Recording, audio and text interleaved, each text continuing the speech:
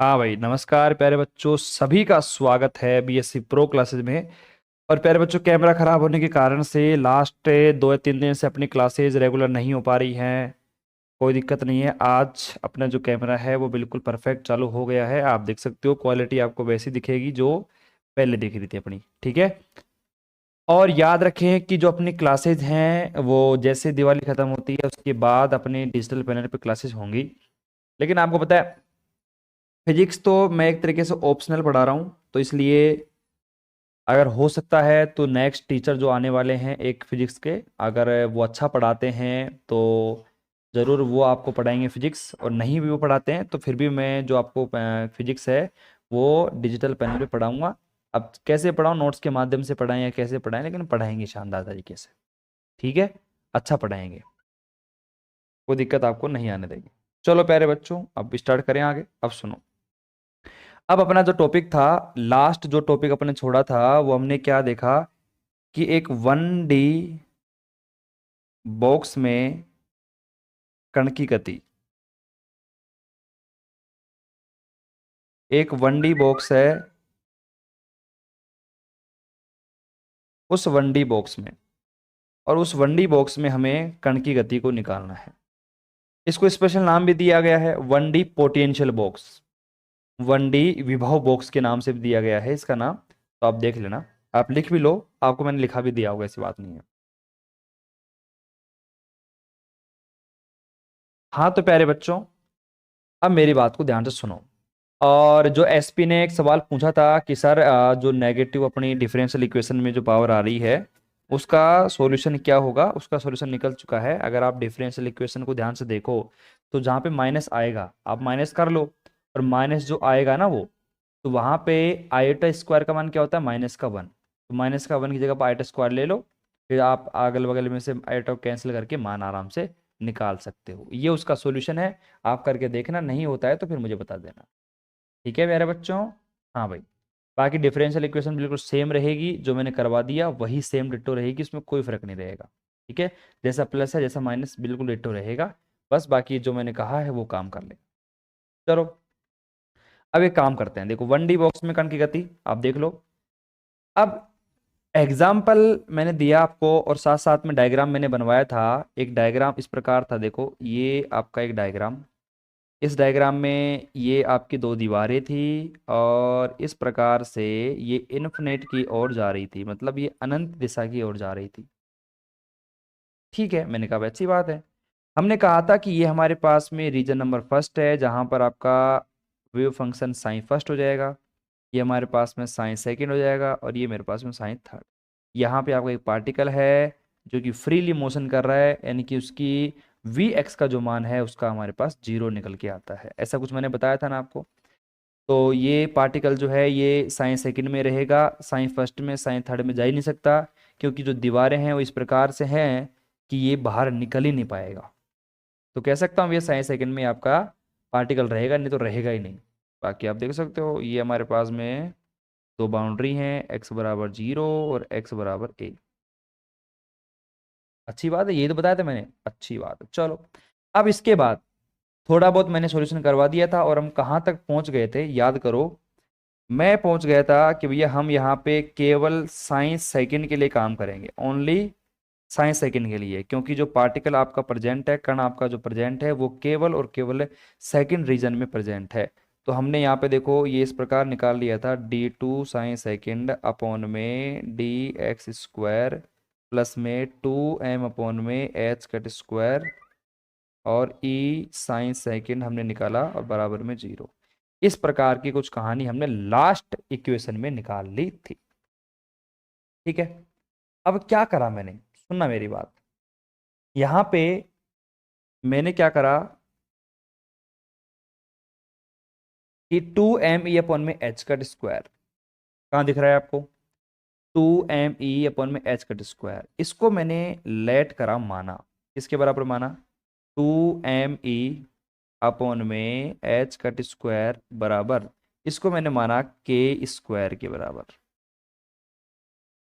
इसके बराबर माना मैंने, k स्क्वायर के बराबर मैंने माना। अच्छी बात है कि नहीं है? अरे भैया सही बात है कि नहीं है, k स्क्वायर के बराबर मैंने मान लिया। अब यहाँ पे जैसे मैंने के स्क्वायर बराबर माना, तो एक काम कर सकते हो आप, D2 साइन सेकेंड अपॉन में dx स्क्वायर, और प्लस में हमारे पास के स्क्वायर मल्टीप्लाई में ई साइन सेकेंड बराबर आपका 0 है। ये लिख सकते हो ना आप, कोई दिक्कत नहीं है। ठीक है। अब यहाँ पे ये मैंने लिखा। अब इस डिफरेंशियल इक्वेशन को मैं सोल्व कर रहा हूँ, ध्यान सुनना, इस डिफरेंशियल इक्वेशन को मैं सोल्व कर रहा हूँ। और ये हमारे पास D2 साइन सेकेंड और डिक्स स्क्वायर, आपने शायद सेकेंड ईयर में अगर डिफरेंशियल इक्वेशन पढ़ी हो और उसमें यूनिट नंबर सेकंड पढ़ी हो, CF PI के बारे में आपने कुछ नाम सुना हो, तो वहाँ पे अगर डबल डेरिवेटिव वाली इक्वेशन है तो वहाँ पे अपन क्या करते हैं, उसको D मान लेते हैं।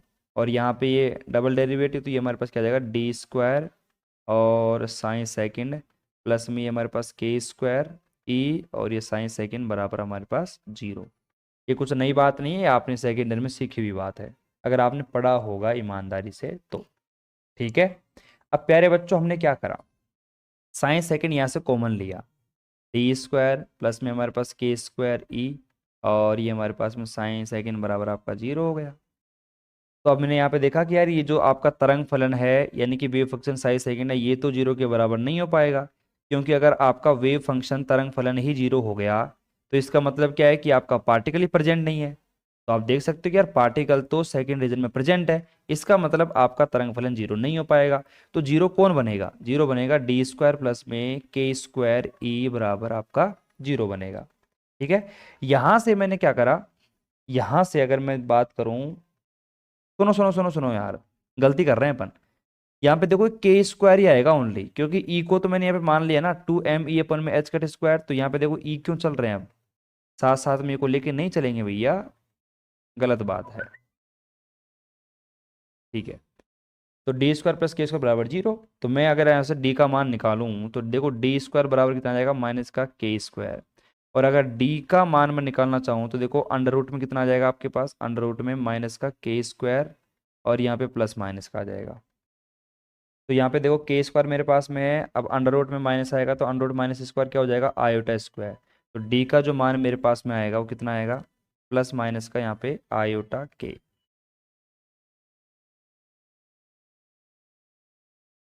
डी का मान प्लस माइनस का आयोटा के, क्योंकि आप याद रखना कि अगर अंडर रूट में आयोटा आता है तो अंडर रूट माइनस का 1 की वैल्यू होती है आयोटा, और आयोटा स्क्वायर की वैल्यू होती है माइनस का 1। ये वैल्यू याद रखना, थोड़ा काम देंगी, ये पूरी यूनिट में आपका पीछा नहीं छोड़ेगी, लगातार काम आती रहेगी, तो इसका ध्यान रखना। तो प्यारे बच्चों, 1D बॉक्स जो है उसमें हमने देखा, और 4 नंबर नहीं 3 नंबर में सवाल आता है, इसलिए बिल्कुल पेशेंस के साथ में सीखना, एक एक चीज को सीखना। ठीक है। 1D बॉक्स में कण की गति हमने देख ली सिंपल, और सेकंड रीजन के लिए हम काम कर रहे हैं। ये हमारे पास डिफरेंशियल इक्वेशन आई थी श्रोडिंगर की, उसके बाद हमने इसमें कुछ लेट करा, यहाँ पे आप लिख भी सकते हो माना, ये आपने के बराबर माना कुछ, के स्क्वायर बराबर सॉरी, तो यहाँ पे के स्क्वायर लिख दिया, के स्क्वायर यहाँ पे लिख दिया, सोल्व करा तो डी का जो मान आया मेरे पास प्लस माइनस का आयोटा के आया है। तो ये हमारे पास में डी बराबर प्लस माइनस का आयोटा के आ गया है। तो यहाँ पे आपने देखा कि डी का मान मेरे पास 2 आ गया। अब अगर आपको पता हो तो डी का मान अगर इस प्रकार प्लस माइनस का आयोटा के आता है, तो आपने डिफरेंशियल इक्वेशन पढ़ा हो तो हम जैसे डी की वैल्यू आती है उस डी की वैल्यू को एम के बराबर लिख देते हैं, एम बराबर प्लस माइनस का आयोटा के। और एम यहाँ पर आपका द्रव्यमान नहीं है भैया, ये आप सोचो कि मास आ गया, द्रव्यमान मास नहीं है, ये क्या है आपका एक कांस्टेंट है, जैसे डी है वैसे ही एम है। तो एम बराबर प्लस माइनस का आयोटा के, वैसे आप डी में मान लोगे तब भी उससे कोई फर्क नहीं पड़ने वाला। ठीक है। तो एम बराबर प्लस माइनस का आयोटा के आया है। तो अब यहाँ पे ये वैल्यू आने के बाद, अब अगर हमें फंक्शन साइन सेकेंड की वैल्यू निकालनी पड़े, तो आप देख सकते हो कि हमारे पास एम के जो मान है प्लस माइनस का आयोटा के, मतलब प्लस आयोटा के और माइनस आयोटा के, मेरे पास 2 वैल्यू आई है एम की। एम की मेरे पास कितनी वैल्यू आई है, 2 वैल्यू आई है, एक हमारे पास प्लस का आयोटा के, एक हमारे पास माइनस का आयोटा के। अगर 2 वैल्यू आती हैं तो साई सेकेंड का जो मान आता है ए ई की पावर में आयोटा के एक्स प्लस में बी ई की पावर माइनस का आयोटा के एक्स। या फिर आप ऐसे भी लिख सकते हो, अगर आप देखो ई की पावर आयोटा के एक्स, तो ई की power iota theta cos theta sine theta में लिखना चाहो तो वैसे लिख सकते हो। तो हमारे पास देखो साइन सेकेंड बराबर हमारे पास आ जाएगा सी हमारे पास साइन के एक्स और प्लस हमारे पास डी कोस के एक्स मेरे पास आ जाएगा। तो आप लिखना चाहो वैसे जैसे यूज करेंगे वैसे अपन कर सकते हैं। तो हमारे पास मैं ई की पावर में वाली वैल्यू को यूज ना करूंगा, मैं इसको यूज कर लूंगा। बात क्लियर। तो यहाँ पे अब बहुत सारे बच्चे तो ये सोच रहे हैं कि गुरुजी ये वैल्यू कहाँ से आ गई, इसके बारे में हमने कुछ भी नहीं पढ़ा। प्यारे बच्चों, मैं आपको बार बार यही बोल रहा हूँ कि सेकेंड ईयर में डिफरेंशियल इक्वेशन में आपने अगर सी एफ पी आई वाली जो डिफरेंशियल इक्वेशन में यूनिट चलती है वो पढ़ी होगी, तो वहाँ पे अपने डी का जो मान है वो निकालना सिखाते हैं। डी का मान निकलता है, एम का मान निकलेगा, एम के मान दो आए हैं तो दो एम के मान के लिए ए डॉट में ई की पावर आयोटा के एक्स और दूसरा मान कौन सा था, माइनस का आयोटा के, तो माइनस का आयोटा के एक्स आपका वैल्यू रख दिया है। इस प्रकार वैल्यू को फाइंड आउट करते हैं। ये आपका एक मेथड है, ऐसा नहीं है कि आपको मतलब कुछ नई को टेक्निक है जो मैंने सिखाई नहीं बीच में, नहीं नहीं ऐसा कुछ भी नहीं है। ये आपका प्रॉपर एक मेथड होता है डिफरेंशियल इक्वेशन का, जो आपको फॉलो करना पड़ेगा अगर आपको फंक्शन की वैल्यू निकालनी पड़ेगी तो। ठीक है। तो प्यारे बच्चों, यहाँ पर दो फंक्शन की वैल्यूज हैं, कोई सी भी आप काम में ले सकते हो, जैसे हमने काम में पड़ेगा वैसे हम ले लेंगे। तो अभी मैं क्या करूंगा, ये साइन सेकंड की वैल्यू है, ये साइन और कोस की फॉर्म में काम में लेंगे। और मैं आपको बता दूं, सभी को पता नहीं है तो ई की पावर आयोटा थीटा क्या होता है, कोस थीटा प्लस में आयोटा साइन थीटा। तो नीचे जो वैल्यू लिखी है मैंने इसी फॉर्मूले के द्वारा लिखी है, जिसको अपन आइलर प्रमेय कहते हैं। क्या कहते हैं इसको, आइलर प्रमेय कहते हैं। समझ गए, दो मान आ गए हमारे पास, सी साइन के एक्स और प्लस में डी कोस के एक्स, हमने ये मान लिया। ठीक है भाई, कोई ए और बी मैंने यहाँ पे नाम दे दिया, सी और डी यहाँ पे दे दो, क्या फर्क पड़ता है, जैसे आपकी इच्छा हो वैसे नाम दो, कांस्टेंट आपकी मर्जी के ऊपर है, आप जैसा देना चाहोगे वैसा आप उसका नाम दे सकते हो। ठीक है, आराम से उतारो, बढ़िया तरीके से वीडियो को पॉज भी कर सकते हो, और मैं थोड़ा टाइम भी दे रहा हूँ लिखने का, आराम से लिख लो।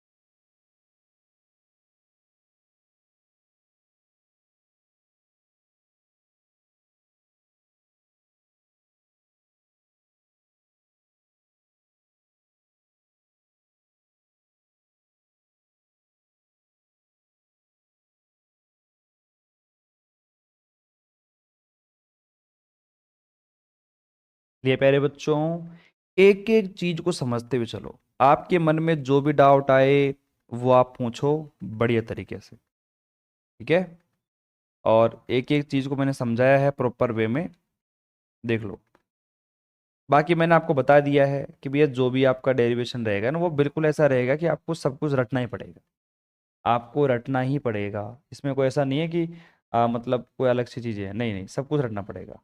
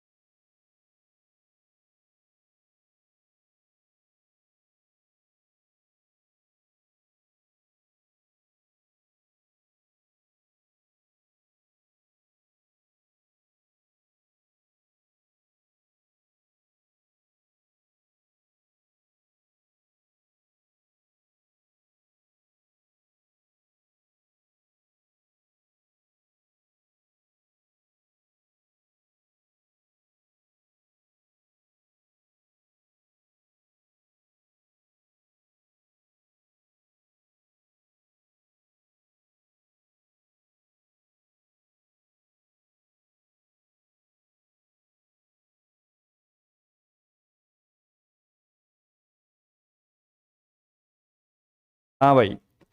तो चलो भाई आगे चलते हैं अपन थोड़ा सा, इतना तो पता चली गया आपको है ना। अब देखो, अब अपने पास में ये तरंग फलन आ गया साइन सेकेंड। अब देखो ना इसमें क्या करते हैं, अब एक एक प्रॉपर्टी को देखते जाना और समझते जाना, क्योंकि डेरिवेशन धीरे धीरे आपका बड़ा होने वाला है। देखो, अब मैंने क्या कहा भाई, हमारे पास में जो हमारे पास तरंग फलन वेव फंक्शन साइन सेकेंड आया है, ये कितना आ गया हमारे पास, सी साइन के एक्स, और प्लस में डी कोस के एक्स निकल के आ गया। अच्छी बात है ना। चलो, अब हमने क्या करा, यहां पर बाउंड्री कंडीशन लगाई। यहां पर हमने परिसीमा प्रतिबंध, प्रतिबंध बाउंड्री कंडीशन। बाउंड्री कंडीशन आपको पता है कौन सी बाउंड्री कंडीशन की बात कर रहा हूं? कि आपका जो पार्टिकल था, जैसे ये पार्टिकल है, अब ये पार्टिकल आपका यहां से लेकर, जीरो से लेकर ए तक, मतलब ये पार्टिकल आपका इनसे बाहर नहीं जा सकता है, ये मैंने आपको बताया था थोड़ी देर पहले। तो बाउंड्री कंडीशन क्या है कि ये पार्टिकल यहां से लेकर यहां तक इसके बीच में रहेगा, इससे बाहर कभी भी नहीं जा सकता है। तो भैया मैं क्या कर रहा हूं, एक्स बराबर जीरो पर वैल्यू को चेक कर रहा हूं। एक्स बराबर जीरो पे चेक करेंगे तो आप यहाँ पे चेक कर लो कि हमारे पास में क्या वैल्यू बनेगी। देखो, साइन सेकेंड मेरे पास में is equal to c sine x, मतलब सी हमारे पास में आ गया, और साइन हमारे पास के, और एक्स जीरो हमारे पास, प्लस और डी हमारे पास में कोस के, और हमारे पास जीरो। अब आपको पता है साइन सेकेंड हमारे पास बराबर, देखो यहाँ पे साइन के यानी कि साइन जीरो का मान तो जीरो ही होता है, तो यहाँ पे जीरो हो गया, प्लस कोस जीरो का मान कितना होता है, वन, तो यहाँ पे बच गया डी मेरे पास में। तो यहाँ पे आप देख सकते हो कि डी बराबर, अगर मैं यहाँ पे वैल्यू निकालूं तो यहाँ पे देखो साइन सेकंड मेरे पास में क्या है, और यहाँ पे एक बात को ध्यान रखना, x बराबर जीरो पर आपका जो तरंग फलन साइन सेकंड है वो हमारे पास जीरो के बराबर है। तो उस कंडीशन में ये कंडीशन लेके चल रहे हैं अपन, ये अपनी बाउंड्री कंडीशन है, x बराबर जीरो पर साइन सेकंड बराबर जीरो। तो देखो यहाँ पे जैसे मैंने जीरो पुट किया, ठीक है, तो यहाँ पे जीरो प्लस में डी आ गया, इसका मान भी अपन जीरो लेके चल रहे हैं, तो जीरो बराबर डी, इसका मतलब डी का मान मेरे पास कितना आ गया, यहाँ पे जीरो आ गया। अब क्या करा, जो हमारे पास में तरंग फलन साइन सेकंड आया था, इस साइन सेकंड में हम डी का मान जो है वो जीरो पुट कर देंगे, तो हमारे पास में कौन सी वैल्यू बच जाएगी, ओनली सी साइन के एक्स निकल के हमारे पास आएगा। बस ये मेरे पास में साइन सेकंड आ गया, कौन सी, फर्स्ट कंडीशन में, प्रथम परिसीमा परिबंध में। आप लिख लो यहाँ पे, फर्स्ट लिख लो, फर्स्ट बाउंड्री कंडीशन के अकॉर्डिंग एक्स बराबर जीरो किया तो वाई बराबर, सॉरी ये साइन हमारे पास जो है इसका मान भी आप जीरो लेकर चलना पड़ेगा, ये बाउंड्री कंडीशन है। जैसे मैंने बाउंड्री कंडीशन को अप्लाई किया फंक्शन साइन सेकंड के अंदर, आप देख सकते हो कि एक एक वैल्यू को मैंने यहाँ पे लिखा। कोस जीरो का मान क्या होता है, वन होता है, इसलिए आपका डी बच गया है। साइन जीरो का मान जीरो होता है, इसलिए यहाँ पे वैल्यू जीरो हो गई, और साइन सेकंड का मान जीरो लेके चल रहा था जीरो, तो डी बराबर जीरो। डी बराबर जीरो आप यहाँ पुट करोगे तो यहाँ पे साइन सेकंड का मान कितना आ जाएगा, सी साइन के एक्स हमारे पास निकल के आ जाएगा। प्यारे बच्चों बताओ यहाँ तक कोई दिक्कत किसी को? अब अपन बात करते हैं सेकंड प्रतिबंध की, द्वितीय प्रतिबंध। अब सेकंड प्रतिबंध क्या था आपको पता है, वही साइन बराबर ए। अब साइन बराबर जो ए है ना, इस पर भी आपका तरंग फलन आपको साइन सेकंड को जीरो करना पड़ेगा, क्योंकि आपको देखिए सी और डी की इनकी वैल्यू चाहिए होती है ना, इसलिए। अब यहाँ पे हमारे पास जीरो बराबर, अब हमारे पास में जो साइन सेकंड निकल के आया था सी साइन के एक्स, अब मैं इस फंक्शन का यूज नहीं करूंगा, अब मैं यूज करूंगा इस फंक्शन का, तो हमारे पास जीरो बराबर कितना आ जाएगा, सी साइन के और ए, एक्स की जगह यहाँ पे अपन करेंगे, देखो यहाँ पे उल्टा लिख दिया मैंने, यहाँ पे साइन बराबर ए मत लिखो, एक्स बराबर लिखो ए, क्योंकि यहाँ पर बाउंड्री कंडीशन है एक्स बराबर जीरो से लेकर एक्स बराबर ए तक मैं लेके चल रहा था। ये डायग्राम मैंने आपको बता दिया था, कन्फ्यूजन बिल्कुल भी नहीं होगा। अब सुनो, हमारे पास जीरो बराबर क्या है, सी साइन के है। अब आप पता है सी हमारे पास जो कांस्टेंट है वो कभी भी जीरो के बराबर नहीं हो सकता, ठीक है, नहीं हो सकता ना भाई, जीरो है, वन है, टू है, ये कभी जीरो के बराबर हो सकते हैं, नहीं हो सकता। अब हमारे पास साइन के है, ये हमारे पास फंक्शन साइन के है, ये जीरो के बराबर होगा। आपको मैं बता दूं कि जब भी हमारे पास में साइन थीटा को अगर मैं जीरो के बराबर करता हूं तो थीटा बराबर क्या आता है, एन पाई निकल के आता है। क्या निकल के आता है, एन पाई। तो यहाँ पे क्या है, साइन के बराबर 0। अगर मैं यहाँ पे के बराबर 0 करता हूँ तो के ए बराबर कितना आ जाएगा मेरे पास में, एन पाई आ जाएगा। और अगर मैं यहाँ से के का मान निकालने की कोशिश करूँ तो एन पाई अपॉन में ए मेरे पास यहाँ पे मान निकल के आएगा। ये हमारे पास समीकरण नंबर जो भी है दे देना, क्योंकि अपने समीकरण नंबर दिए नहीं है अभी तक इतने ज़्यादा, ठीक है। समीकरण अपन ने ज़्यादा दिए नहीं है। तो प्यारे बच्चों के बराबर एन पाई अपन में ए, जैसा आपको सुटेबल लगे, जिस इक्वेशन को आप देना चाहो मान, वो आप दे सकते हो, कोई दिक्कत नहीं है।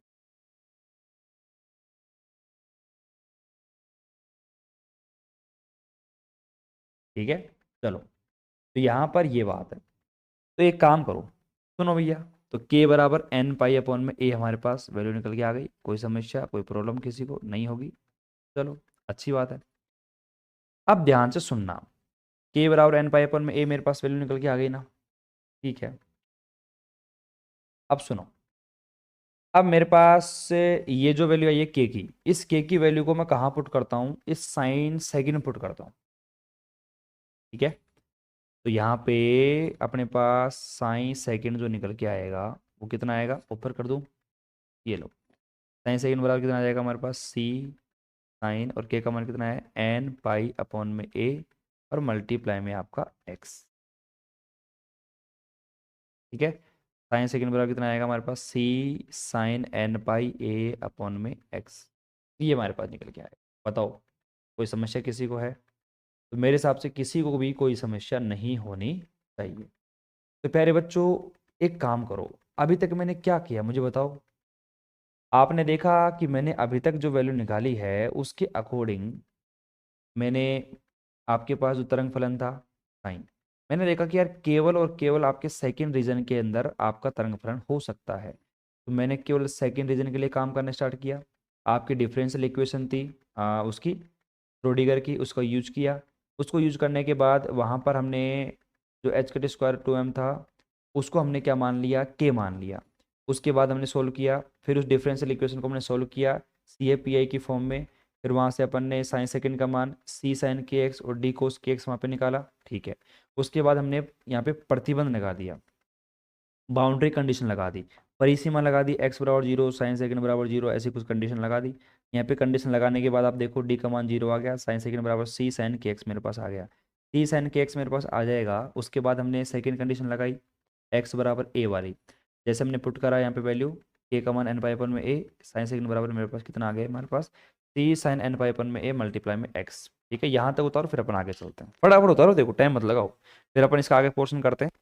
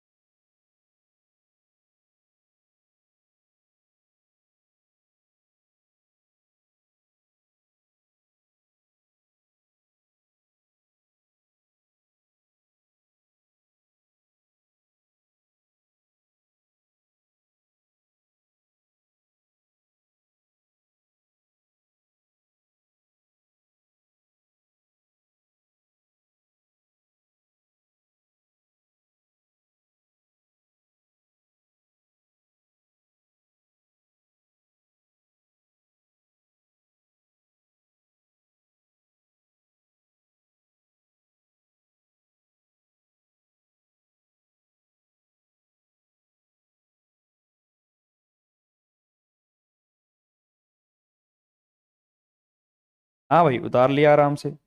तो आपको लग तो रहा होगा थोड़ा सा, थोड़ा अजीब लग रहा होगा कि यार पता नहीं इसमें क्या अपन कर रहे हैं क्या नहीं कर रहे हैं। एक बार पूरा डेरिवेशन कंप्लीट होने दो, फिर एक बार पूरे डेरिवेशन को आप दोबारा देखना, एक एक चीज को समझना कि डेरिवेशन में क्या हुआ था क्या नहीं हुआ। और देखो सबसे बढ़िया डेरिवेशन को करने का तरीका क्या है कि जो भी पॉइंट मैन मैन इसमें किए हैं अपन ने, उन पॉइंटों को step first second third fourth करके लिख लो, और फिर उन स्टेप को याद रखना एग्जाम के अंदर, और एक एक करना है, एक एक करके एग्जाम में करके आना आराम से बढ़िया। तो देखो साइन सेकंड बराबर मेरे पास सी साइन एन पाई अपन में ए मल्टीप्लाई में एक्स, मेरे पास ये निकल के आ गया। ये मेरे पास एक स्पेशल पॉइंट है। ठीक है, मैंने हालांकि इनको इक्वेशन को नाम नहीं दिया, अगर मैं देना चाहूँ दे सकता हूँ ना। आप देख लेना इक्वेशन फर्स्ट सेकंड थर्ड पीछे दे रखी होगी, तो मैंने जैसे इसको इसको मान लो, इसको मैंने तीन नाम दे दिया, ठीक है। बाकी आप पीछे देख लेना, अपने हिसाब से दे सकते हो नाम। ठीक है, तीन दो एक अपने हिसाब से दे देना। अब थोड़ा आगे चलता हूँ, सुनो, थोड़ा आगे चलूँ मैं। ठीक है, इसको ध्यान रखना, साइन सेकंड का मान। जैसे ही मैं थोड़ा आगे चला, अब देखो, अब मुझे एक बात बताओ, ये जो मैं काम कर रहा हूँ पार्टिकल के लिए, ये किस में कर रहे हैं अपन? ये 1D में कर रहे हैं। अगर मैं 1D के लिए बात करूं, तो 1D के लिए जो आपका नॉर्मलाइज वेव फंक्शन निकल के आता है, प्रसामान्यकृत वेव फंक्शन, अगर मैं बात करता हूं 1D में, जो आपका नॉर्मलाइज वेव फंक्शन प्रसामान्यकृत फलन जो निकल के आता है, वो क्या निकल के आता है? आपको याद हो तो थोड़ा बहुत आपको याद हो तो मैंने आपको बताया था किसके अंदर, बताओ भैया। जो आपकी यूनिट नंबर फर्स्ट थी उसके अंदर थोड़ा बहुत नॉर्मल फंक्शन कैसे फाइंड आउट करते हैं इसके बारे में बताया था। अब सुनो, ये फॉर्मूला आपको याद होगा, नॉर्मलाइजेशन का, इंटीग्रेशन माइनस का इनफिनिट टू प्लस का इनफिनिट। ये लिमिट क्यों है? संपूर्ण ब्रह्मांड के लिए तो ये लिमिट यूज करेंगे, psi star psi d tau बराबर 1। नॉर्मलाइज की कंडीशन यही होती है। अब मुझे पता है कि भैया साइन जो फंक्शन अभी अपन ने निकाला कितना था, याद करो अभी पीछे समीकरण नंबर 3 से साइन फंक्शन निकाला कितना था? सी साइन एन पाई अपॉन में ए, और ये एक्स मल्टीप्लाई में। अगर मैं साइन स्टार निकालू तो कुछ नहीं होगा, जहां पर वैल्यू चेंज होने वाली होगी वहां पे चेंज कर देंगे। तो मुझे बताओ यहां पर कोई सी भी वैल्यू चेंज नहीं होगी, सभी की वैल्यू ऐसे कैसे रहेगी? एन पाई एक्स अपॉन में आपका ए, ऐसे कैसे? क्योंकि अगर यहाँ पे आयोटा होता या फिर कोई साइन फंक्शन होता तो कोई चेंज भी होता, बाकी सेम वैल्यू रहेगी यहाँ पर, ऐसे कैसे? अच्छी बात है भैया। तो साइन बराबर ये हमारे पास, साइन बराबर ये वैल्यू, साइन स्टार बराबर ये वैल्यू। अब क्या करो, फटाफट से वैल्यू को पुट कर दो यहाँ पे। जैसे यहाँ पर वैल्यू को आप पुट करोगे, ध्यान से देखो, ये अपना इंटीग्रेशन माइनस का इनफाइनाइट टू प्लस का इनफाइनाइट, और यहाँ पे देखो सी मल्टीप्लाई में साइन एन पाई एक्स अपॉन में ए, और यहीं पे देखो सेम वैल्यू ये है, तो यहाँ पे दोबारा लिखने से कोई मतलब ही नहीं है। यहाँ पे मैं कर रहा हूँ यहाँ पे स्क्वायर एन पाई एक्स अपॉन में ए का होल स्क्वायर, और यहाँ पे अपन देखो 1D में निकाल रहे हैं ना, 1D के अंदर, तो मैं यहाँ पे डी टो की जगह यूज कर रहा हूँ डी एक्स बराबर 1, क्योंकि 1D में एक्स वाई जेड में से एक्स यूज कर लो या वाई यूज कर लो या जेड यूज कर लो, मैं एक्स यूज कर रहा हूँ, बात बराबर है, ठीक है। अरे भैया टो का मतलब क्या होता है? जिसमें एक्स वाई जेड तीनों हों। ये फॉर्मूला 3D के लिए है, लेकिन मैंने क्या करा है 1D के लिए एक्स के लिए काम कर रहा हूँ, समझ गए बात? अब क्या करना है यार, इंटीग्रेशन करना है। अब और यहाँ पे देखो सी का भी तो स्क्वायर आएगा ना, सी स्क्वायर भी आएगा, दोनों में सी है। अब बाहर जो कांस्टेंट है उसको बाहर निकालो, जो अंदर वैल्यू है उसको अंदर लिख लो। अब जैसे आपको पता है यहाँ पे सी स्क्वायर की वैल्यू तो अंदर के अंदर ऐसे कैसे रहने दो बात, ठीक है, आ जाओ भैया। अब यहाँ पे मैंने सी स्क्वायर को ले लिया बाहर की तरफ, और इंटीग्रेशन माइनस का इनफाइनाइट टू प्लस का इनफाइनाइट। अब साइन स्क्वायर का डायरेक्ट अपन इंटीग्रेशन कर नहीं सकते, इसको चेंज कर दिया 1 माइनस का हमारे पास कोस टू थीटा में, ठीक है। ये कोस टू थीटा का फॉर्मूला जो होता है उस फॉर्मूले के हिसाब से मैंने साइन स्क्वायर का मान वहां पे रख दिया, पुट कर दिया। क्या वैल्यू आएगी हमारे पास? 1 माइनस का कोस टू थीटा। अब टू और थीटा का कितना है हमारे पास? एन पाई एक्स अपॉन में ए, और ये हमारे पास में डी एक्स बराबर हमारे पास 1। तो यहाँ पे देखो कोस टू थीटा बराबर, यहाँ पे 1 माइनस का टू साइन स्क्वायर थीटा। तो इसको यहाँ पे देख लो आप, और अपॉन में यहाँ पे टू भी आएगा, तो टू को बाहर ले लो ना, यहाँ पे क्या फर्क पड़ता है? एक फॉर्मूले के अंदर आप देखोगे ध्यान से तो टू भी तो है। अगर मैं यहाँ पे साइन स्क्वायर की वैल्यू निकालना चाहूँ तो कितनी आएगी हमारे पास? 1 को उधर ले जाओ, 1 माइनस का कोस टू थीटा, अपॉन में 2। तो जो अपॉन में 2 आ रहा है उस 2 को मैंने बाहर ले लिया इधर। ठीक है, तो यहां पर इस इक्वेशन को सोल्व किया मैंने। आप यहां पे इस इंटीग्रेशन को सोल्व करोगे, करो भैया सोल्व, थोड़ा बहुत आगे करवा देता हूं मैं। ये हमारे पास सी स्क्वायर है, अपॉन में 2 है, और इंटीग्रेशन को जब सोल्व करोगे 1 का तो कितना आ जाएगा एक्स, माइनस का यहाँ पे कोस हमारे पास में है, कोस का तो क्या होता है साइन, तो हमारे पास देखो 2n पाई x अपॉन में a। लेकिन आपको पता है एक्स का करोगे आप, तो यहाँ पे ये हमारे पास 2n पाई अपॉन में a, इसका भी भाग लगेगा, भाग लगेगा तो ये कितना आ जाएगा a अपॉन में, इसको ब्रैकेट में बंद रखना भैया, a अपॉन में 2n पाई हो जाएगा हमारे पास। ठीक है, और ये हमारे पास ब्रैकेट बंद, और जीरो से लेकर आपकी लिमिट जो रहेगी a रहेगी। हिसाब से बात है। यहाँ पे जो बाउंड्री आपने ली थी याद करो, ये बाउंड्री थी जीरो से लेकर ए, तो यहाँ पे इन्फिनिटी कर रहे हो ना आप, तो ये काम करना, यहाँ पर भी जीरो से लेकर ए कर देना आप, यहाँ पर भी जीरो से लेकर ए कर देना, क्योंकि केवल फॉर्मूले में दिखाओ माइनस का इन्फिनिटी प्लस का इन्फिनिट, बाकी जो बाउंड्री कंडीशन अपन ने लेके चले थे उसी बाउंड्री कंडीशन को यूज करना पड़ेगा आपको, तो उसी का यूज कर रहे हैं अपन। तो यहाँ पे आप देख सकते हो कि बाउंड्री कंडीशन एकदम ईजी वे में आपको समझ में आ रही है। कोई समस्या किसी को? मेरे हिसाब से बिल्कुल भी नहीं होगी। चलो, अब थोड़ा मैं आगे चलता हूँ।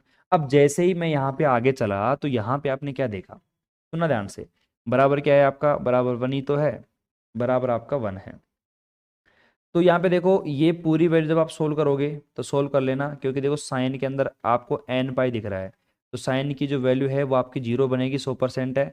तो सी अपॉन में 2, टाइम वेस्ट क्यों करना है, यहाँ पर हमारे पास क्या आ जाएगा, ये ए आएगा यहाँ पे, तो ए आएगा बराबर में हमारे पास 1 आ जाएगा। सी का जो मान है अगर मैं निकालना चाहूँगा यहाँ से, तो सी बराबर कितना आ जाएगा हमारे पास, भाई देखो यहाँ पे सी स्क्वायर है ना, तो यहाँ पे सी का मान आ जाएगा हमारे पास अंडर रूट 2 अपॉन में ए। तो हमारे पास सी का मान आ गया अंडर 2 अपन में ए। तो साइन का जो मान हमारे पास में था, उस साइन के मान में हमने जो सी की वैल्यू आ रही थी, उस सी की वैल्यू को निकाल लिया है, कितना आ गया अंडर रूट 2 अपॉन में ए, मल्टीप्लाई में साइन हमारे पास n पाई x अपॉन में ए। तो ये हमारे पास में जो वेव फंक्शन है, ये आपका एक कंप्लीट वेव फंक्शन आ गया, मतलब ये नॉर्मलाइज एक वेव फंक्शन निकल के आपके लिए आ गया। तो यहाँ तक आप नोट डाउन करो। तो ये हमारे पास एक नया स्टेप था जिसमें हमने 1D में जो आपका वन डायरेक्शन है, इसमें केवल आप एक्स ले लो, वाई ले लो या जेड ले लो, मैं एक्स के लिए काम कर रहा हूँ। ठीक है, फिर यहाँ पे नॉर्मलाइज वेव फंक्शन प्रसामान्यकृत फलन के लिए मैंने इस कंडीशन को यूज किया। फिर हमने देखा कि यार साइन का मान, साइन स्टार का मान, तो ये वैल्यू सेम ही तो रहेगी, क्योंकि भी समीकरण नंबर 3 से हमने मान लिखा है। यहाँ पे लिख लो भैया, इक्वेशन थर्ड से मान लिखा है मैंने यहाँ पे। उसके बाद मैंने यहाँ पे वैल्यू को पुट किया, स्क्वायर बनेगा, बाहर लिखा मैंने वैल्यू को। फिर यहाँ पे देखा आपने, फिर हमारे पास देखो सी बराबर अंडर 2 अपॉन में ए, हमारे पास मैंने मान निकाल के रख दिया। तो साइन का मान जो हमारे पास में आ गया वो कितना आ गया, अंडर रूट 2 अपॉन में ए। तो ये क्या निकाला हमने, ये आपका एक नॉर्मलाइज वेव फंक्शन निकाला है हमने। अब कई बच्चे क्या पूछेंगे कि गुरुजी इसका मान क्यों निकाला गया है, अभी पेशेंस रखो, वेट करो। ठीक है, क्योंकि भैया जो मतलब यहाँ पे ये डेरिवेशन किया गया है उसकी प्रॉपर्टी है, या फिर डेरिवेशन आपको पता है फिक्स डेरिवेशन है। ये भी किसी भी पार्टिकल को अपन अगर पोटेंशियल वेव बॉक्स में अपन को वैल्यू को निकालना पड़ेगा, तो पहले आपको इस प्रकार कंडीशन करके नॉर्मल वेव फंक्शन निकालना पड़ेगा। फिर अभी तो मैं मतलब एनर्जी का मान निकालूंगा, फिर उसके बाद में जो वेव फंक्शन है उसका मान वहाँ पे पुट करूंगा, तब जाके मेरा मान आएगा, ये आपका आंसर हो जाएगा फिर। ठीक है, तब जाके मेरा मान निकल के आएगा। बात समझ में आ रही है आपको? ठीक है, तो उतार लो फटाफट, यहाँ तक उतार लिया है तो डन करो, फिर आगे चलते हैं। फिर मतलब एक बार में आप टेंशन मत लो, आप जब भी डेरिवेशन पढ़ो ना तो एक काम करा करो छोटा सा, कि जो भी यहाँ पे कैलकुलेशन में करवा रहा हूँ ना उस पर पूरी नजर रखा करो। बाकी डेरिवेशन को याद कैसे करना है पूरा, वो मैं आपको रटवा दूंगा, टेंशन मत लो, वो तो ऐसे आपके दिमाग में छप जाएगा, वो मुझे आता है। लेकिन भाई देखो कैलकुलेशन जो है ना वो तो आपको खुद को करनी पड़ेगी, एक एक जो कैलकुलेशन है क्या हो रहा है क्या नहीं हो रहा, वो मैं बार बार नहीं समझाऊंगा, वो आपको मेरे साथ साथ समझना पड़ेगा। लिखने का काम बाद में कर लिया करो, पहले समझ लिया करो।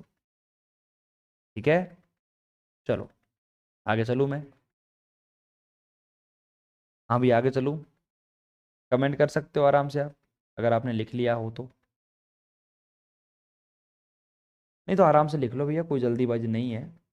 और आपका टाइम जो है लाइव क्लास का वो यही रहेगा, 11:15 बजे से रहेगा ना, 11:15 बजे से 11:15 से रहेगा आपका 12:15 तक। 12-15 से ऊपर ही पहुंच सकता है, कोई फर्क नहीं है।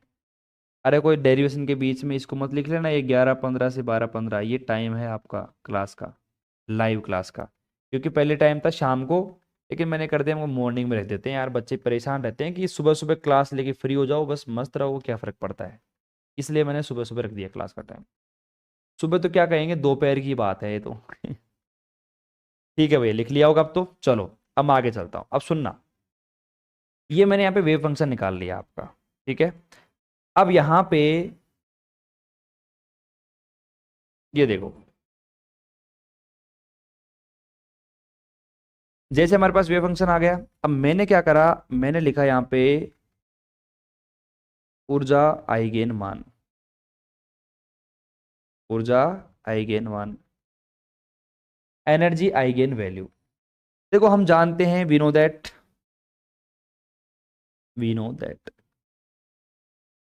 के बराबर हमने एन पाई अपॉन में ए मान निकाला था, याद करो। अभी हमने साइन मतलब एन पाई को, सॉरी के को जीरो किया था सर, के ए था ना, उसको हमने जीरो के बराबर किया था, तो के ए बराबर एन पाई आया था। और वहाँ पे के का जो मान था कितना था, एन पाई अपॉन में ए। बताओ याद है कि नहीं है। अभी थोड़ी देर पहले ये काम किया था अपन ने। तो के बराबर एन पाई, ठीक है। अगर मैं यहाँ पे के स्क्वायर की बात करूँ, जो मैंने लेट किया था, याद करो के स्क्वायर बराबर कितना था, 2m ई, स्टार्टिंग की बात है ये, अपॉन में एच कट स्क्वायर। अब यहाँ पे आप दोनों जगह के का मान रख सकते हो, और रख के आप ई का मान निकाल सकते हो। और यहाँ पे के का मान मैंने रखा, कितना आ गया, n pi square square upon में ए बराबर 2m ई अपॉन में एच कट स्क्वायर। अगर मैं यहाँ पे वैल्यू निकालना चाहूँ किसकी, एनर्जी की, ई बराबर, तो कितनी वैल्यू आ जाएगी देखो, n square pi square h cut square upon में 2m ए, और ए का भी स्क्वायर आएगा, नीचे भी स्क्वायर आएगा ना। तो यहाँ पे हमारे पास में ये आ गया ई। अब सपोज करो मेरे पास यहाँ पे क्या आ रहा है, एन भी तो आ रहा है साथ साथ में। अब यहाँ पर भी आप एन की फॉर्म में अगर एनर्जी का मान लिखोगे, तो एन का जो मान है, एन का मान आप 1, 2, 3, 4 इस प्रकार आगे आप लिखते जाओगे, और एन के जो मान है वो आपके निकलते जाएंगे। अगर आप रखना चाहो अगर मान, तो रख सकते हो। ई वन का जो मान आएगा हमारे पास, वो कितना आएगा, पाई square h cut square upon में 2m ए स्क्वायर। अगर आप ई टू का मान निकालोगे, तो ई टू का मान आएगा 4 H cut square pi square upon में 2m ए स्क्वायर। आप ई थ्री का मान निकालोगे, तो करना क्या है यार, एन जो है ना यहाँ पे 3 का मान रखना है, कितना आ जाएगा 9। तो हमारे पास 9 H cut square pi square upon में 2m ए स्क्वायर। ई फोर का मान निकालोगे, तो कितना आ जाएगा, 4 रखोगे 16 आ जाएगा, H cut square pi square upon में 2m ए स्क्वायर। ठीक है। यहाँ पे एनर्जी का मान निकाल लिया अपन ने, E1 E2 E3 आगे तक आप En तक मान निकाल सकते हो, कोई समस्या कोई प्रॉब्लम नहीं है मेरे हिसाब से। कोई है समस्या नहीं है, बिल्कुल प्रॉपर वे में अपन एनर्जी का मान निकाल सकते हैं। मैं बताऊँ आपको, ये कंप्लीट आपका जो एनर्जी का फॉर्मूला यहाँ पे निकाला है अपन ने, ये कंप्लीट आपका होता है डेरिवेशन। अब इस डेरिवेशन में एक छोटा सा डायग्राम भी आप बना सकते हो। जैसे आपने यहाँ पे देखो एनर्जी E1 E2 E3 का मान निकाला है, ठीक है। आप अगर ध्यान दो, तो ई बराबर आपने देखो, यहाँ पे एनर्जी का जो मान निकाला है, पहले आया है E1, फिर आया है 4E1, फिर आया है 9E1, फिर प्लस में आपका आया है 16E1। प्लस में नहीं आएगा, रेशो में लिखो, रेशो में, अनुपात में, प्लस नहीं आएगा। क्योंकि आप देखोगे, मैंने ई एन का एक जनरल फॉर्मूला निकाला, वहाँ पे एन बराबर 1 2 3 4 रखा, यहाँ पे रखा, ये वैल्यू आ गई, यहाँ पे रखा, 4 मल्टीप्लाई में वही E1 ही तो है। फिर यहाँ पे देखो 4 मल्टीप्लाई में वही आपका, यहाँ पे 9 मल्टीप्लाई में E1 है, 16 मल्टीप्लाई में E1 है। तो आप देखो वैल्यू जो है आपकी बिल्कुल सेम निकलती जा रही है। तो अगर आप देखोगे, तो ई का जो रेशियो आएगा, अनुपात 1:4:9:16 आगे वैल्यू चलती जाएगी। अगर मैं इसी रेशो को, भाई ऊपर से तो लिख लिया होगा आपने, ऊपर से नहीं लिखा तो कोई बात नहीं, लिख लो। उसके बाद एक छोटा सा डायग्राम बनेगा इसका, ऊर्जा आइगेन मान का, ठीक है। वो डायग्राम आप बना सकते हो क्वांटम यांत्रिकी के अनुसार से, ठीक है। यहाँ तक आपका डेरिवेशन कंप्लीट हो जाता है, ये आपका कंप्लीट डेरिवेशन है। अभी मैं इसका आपको क्विक रिवीजन करवाऊंगा एक बार, कि क्विक रिवीजन कैसे आपको डेरिवेशन को याद करना है, कहाँ कहाँ पर अपन ने काम किया, कंप्लीट आपको छोटे तरीके से रिमाइंड करवा देंगे और पूरे डेरिवेशन को आपके दिमाग में सेट करवा देंगे। ठीक है, कंप्लीट। बाकी एक बार काम करना है, घर जाके अपनी कैलकुलेशन को दोबारा देखना है और 1 से 2 बार डेरिवेशन को एक बार देख के लिख लो, एक बार बिना देखे रफ कॉपी में लिख लेना। एग्जाम टाइम में ही कॉपी खोलना, उससे पहले मत खोलना, ये गारंटी है अपनी। ठीक है, बार बार पढ़ोगे तो भी भूल जाओगे, लेकिन एक बार पढ़ो, पूरी कैलकुलेशन को ऐसा पढ़ लो कि दोबारा पढ़ने की आवश्यकता ना पड़े, बस ये वाली बात है।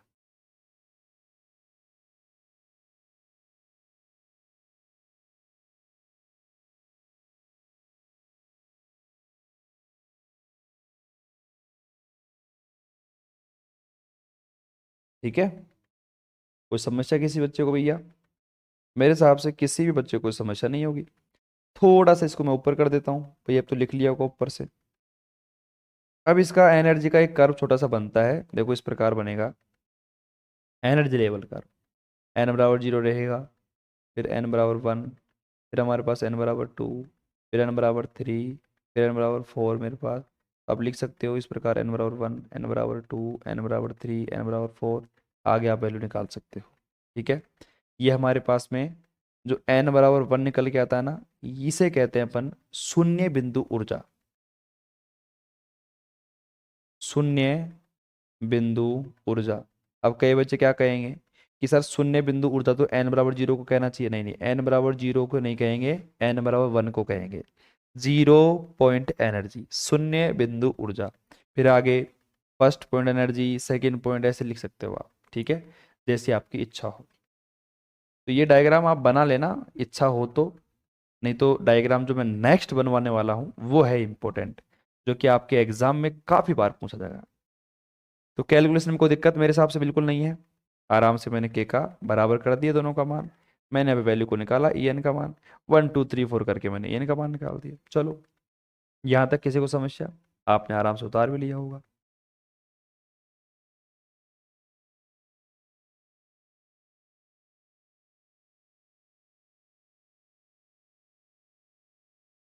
ठीक है भाई, चलो आगे चलें अपन अब। चलो भैया आगे चलते हैं।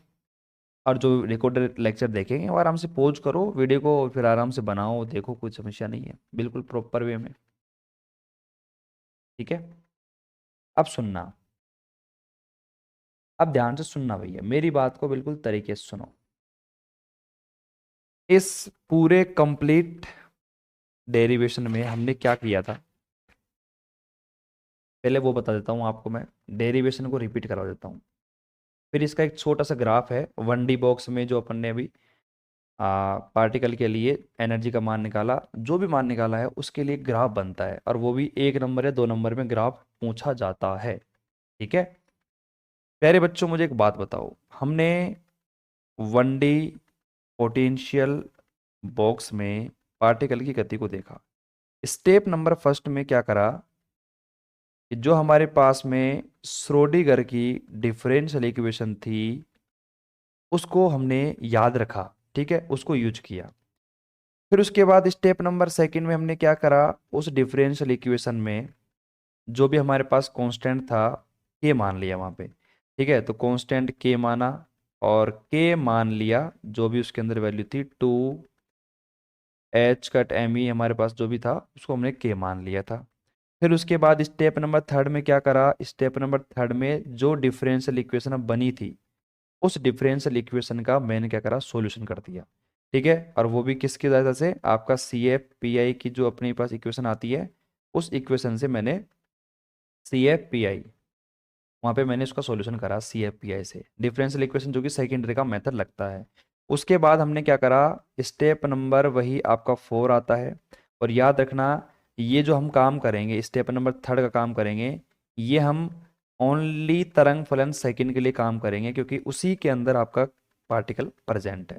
अब स्टेप नंबर फोर्थ में जैसे अपन पहुंचते हैं, जैसे भाई ये हमारे पास डिफरेंशियल इक्वेशन निकल के आ गई, उसके बाद हम क्या करेंगे, यहाँ पे बाउंड्री कंडीशन अप्लाई कर देंगे।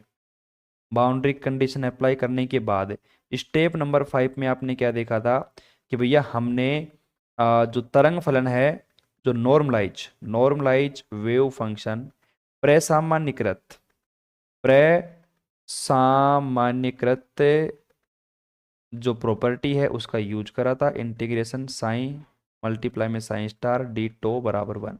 इस प्रकार इसका यूज करा। यहाँ से यूज करने के बाद हमने क्या करा था, सी का मान निकाला था।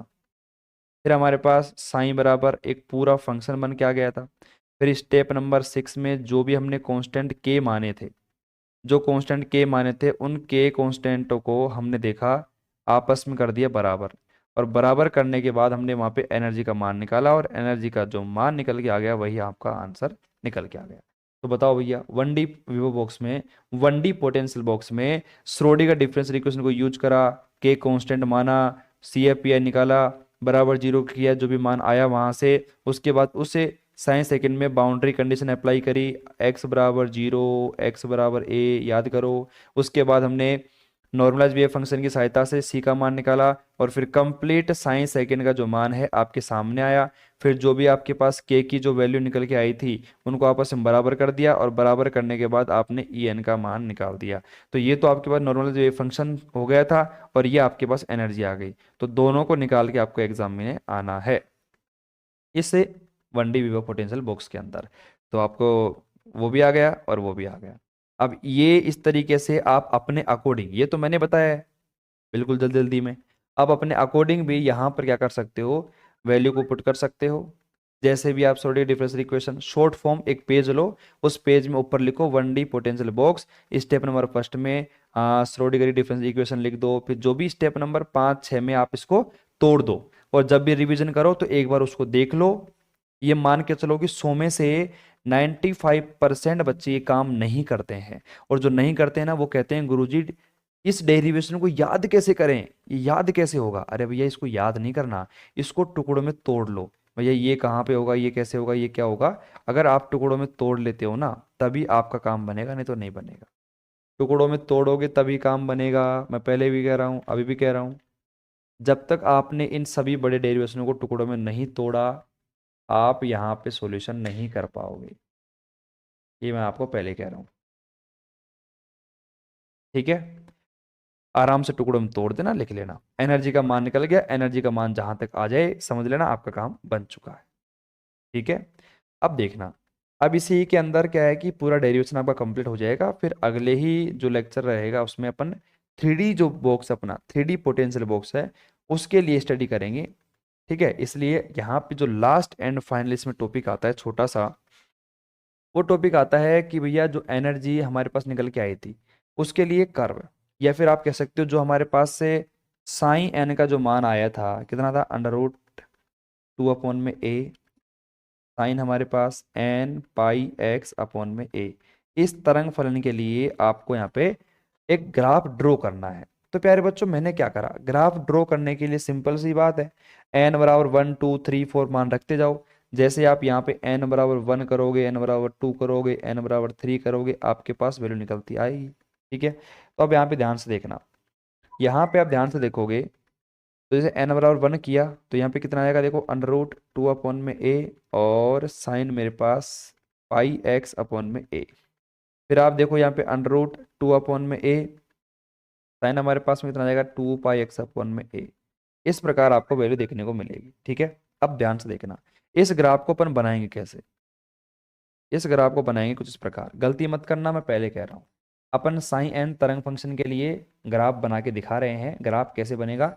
और 2 नंबर का सवाल आता है कि भैया जो आपका तरंग फलन है वेव फंक्शन साइन एन है उसके लिए ग्राफ ड्रॉ करके दिखाओ भैया, ठीक है। अब यहाँ पे लिखो x बराबर 0, यहाँ पर लिखो आप a/4, यहाँ पे लिखो आप a/2, और यहाँ पे लिखो आप 3a/4, और यहाँ पे लिखो आपका a। अरे मतलब समझ गए ना, ये हमारे पास 0 है, ये 45 डिग्री, ये 90 डिग्री, ये फिर हमारे पास नहीं, ये हमारे पास 60 डिग्री, 90 डिग्री, और फिर ये हमारे पास 180 डिग्री, ठीक है। इस प्रकार आपकी वैल्यू को अपन बना रहे हैं, ठीक है। नहीं नहीं, ये 90 ही है। ये हमारे पास में x बराबर, ये हमारे पास में आ गया 45, 90, फिर 270, फिर नहीं 270 नहीं, 180 तो ये रहा, ठीक है। और फिर ये देख लेना कौन सा है, जैसे देख लेना आप अपने हिसाब से वैल्यू निकाल लेना। अब यहाँ पे ध्यान सुनो, जैसे मैंने इससे ये पॉइंट हमारे पास में, इन पॉइंटों को देखते हुए साइन का ग्राफ मैंने बनाया, तो आप देखो अगर हमारे पास में जो साइन फर्स्ट है, साइन फर्स्ट देखो √2a और साइन पाई एक्स अपॉन में ए, ये तो दिख रहा है आपको, ये रहा, इसके लिए ग्राफ बनाया। अब सुनना ध्यान से, आप पर्सनली इनके लिए एक एक लाइन बना लो, ताकि क्या है कि जो आपका ग्राफ है वो सही बने।